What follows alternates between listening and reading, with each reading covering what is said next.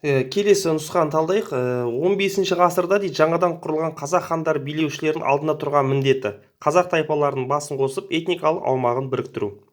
Әрине ол Керей мен Жәнібек. 100-200 шаңырақ, ол бұрын ауыл деп аталған.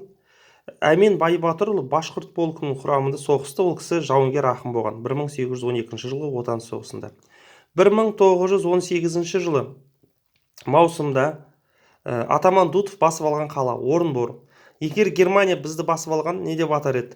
КСРО-ға шабуыл жасаған жоспары Барбаросса. Тың игеру қай шаруашылыққа зиян келтірді? Әрине ол мал шаруашылығына. Қытай билеушілері түрік қағанатына жібек матамен салық төлеуге міндетті болды дейді. Ол Мұхан қағанның кезінде. Ахмет Яссауи кесенесі Түркістанда. Отырар қаласында 13-14 ғасырларға жататын керсендер табылды. Олда қандай суреттер бар? Құстар мен хайуандар. Шыңғыс ханның үлкен баласының кесенесі, Жош хан кесенесі. 17 ғасырдың ортасында жоңғар мемлекетінің күш қуатын біршама арттырған қонтайшы Батыр, Орынбор тарихын зерттеген Рычков, Пугачев көтерілісіне қатысқан Батыр Сырымдатұлы, Бөкей ордасындағы 1842 жылы көтерілістің басшылары Қошайұлы, Мантайұлы, Ресейге қосылмай қалған жер 19 ғасырда Жетісу. Ыбырай Алтынсарин қашан өмір сүрді? 1841-89.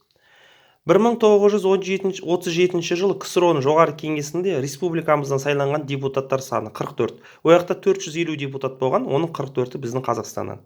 Семейде құрылған жастар ұйымы Тайшыбар.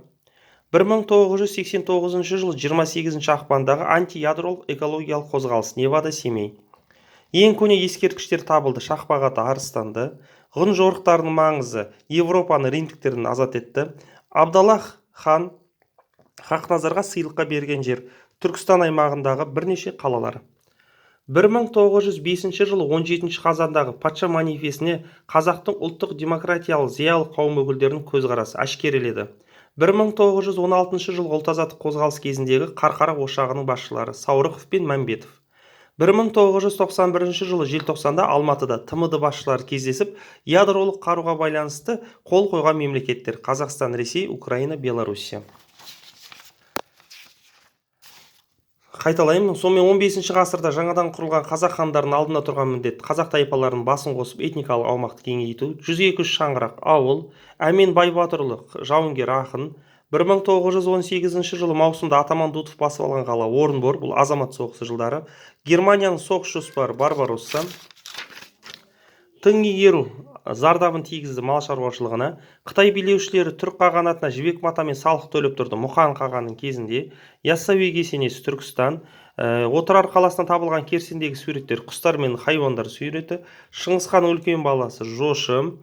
Жоңғар мемлекетінің күш қуатын арттырған Батыр, Орынбор тарихы Рычков, Пугачев көтерілісіне қатысқан Батыр Сырымдатұлы, Бөкей ордасындағы 1842 жылы кімнің көтерілісі болды? Қошайұлы, Мантайұлы, Ресейге қосылмай қалған жері Жетісу.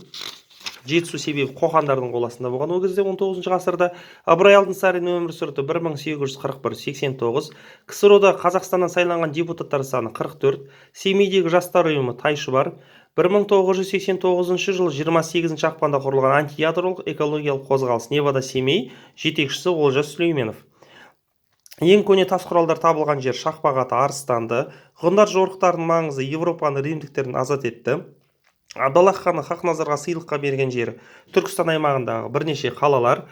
1905 жылы 17 қазандағы патша манифесіне қазақтың ұлттық демократиялық зиялы қауым өкілдерінің көзқарасы әшкереледі. 1916 жылы білесіңдер ұлт азаттық көтеріліс болды. Оның Қарқарадағы ошағының жетекшілері Саурықов пен Мәмбетов. Алматыда ТМД құрылды. 91 жылы желтоқсанда ядролық қару мәселесін шешкен елдер Қазақстан, Ресей, Украина, Белоруссия.